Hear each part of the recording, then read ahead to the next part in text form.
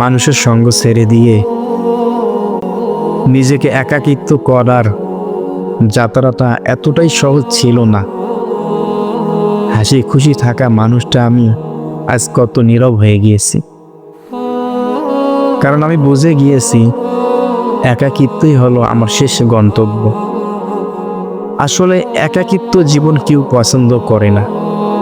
একাকিত্ব জীবন কতটা যে কষ্টদায়ক সেটা যারা একাকিত্ব এখনো ভোগ করেন নাই, যারা একাকিত্ব জীবন পার করেন নাই, যারা একাকিত্ব জীবন এখনো কাটান নাই, তারা এটা কখনোই বুঝতে পারবেন না।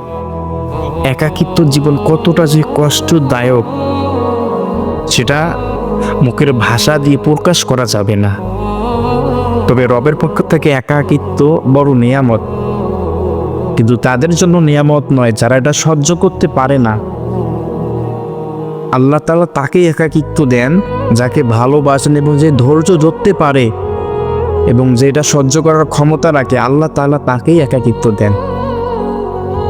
তবে আমি ওইসব মানুষের জন্য একাকিত্ব আল্লাহর কাছ থেকে আমি আল্লাহকে বলবো যে আল্লাহ, ওইসব মানুষকে আপনি একাকিত্ব দিয়েন না যেসব মানুষ একাকিত্ব সহ্য করার ক্ষমতা রাখে না। কারণ একাকিত্ব যে কতটা কষ্টদায়ক এটা যারা কাটিয়েছেন, একাকিত্ব সময় যারা কাটাচ্ছেন তারাই বুঝতে পারেন যে একাকিত্ব কতটা কষ্টদায়ক। আল্লাহ আমাদের সকলকে এই একাকিত্ব জীবন থেকে মুক্তি দান করুক।